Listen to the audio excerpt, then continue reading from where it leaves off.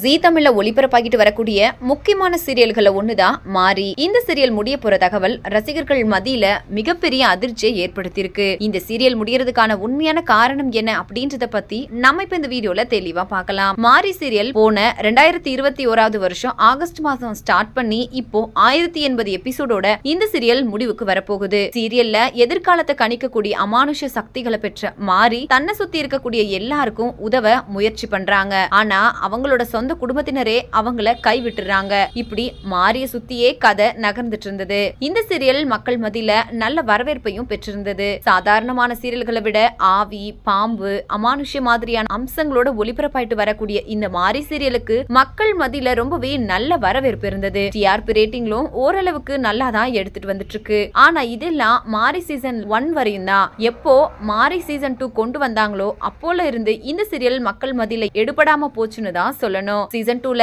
வேற hero heroine என்னதான் நல்லா நடிச்சாலும் ரசிகர்கள் அவங்கள ஏத்துக்கல. அது மட்டும் இல்லாம டிஆர்பி ரேட்டிங்ஸும் நல்ல ரேட்டிங்ஸ் இருக்கிறது இல்ல. இதனால இப்போ இந்த சீரியல் முடிவுக்கு கொண்டு வர போறதா சொல்லப்பட்டிருக்கு. அது மட்டும் இல்லாம ஜீ தமிழ்ல இப்போ நிறைய சீரியல்களை முடிச்சிட்டு வராங்க. குறிப்பா டிஆர்பில கொஞ்சம் கம்மியா இருக்கக்கூடிய சீரியல்கள் எல்லாமே முடிச்சிட்டு புது புது சீரியல்களா களமிறக்கிட்டு இருக்காங்க.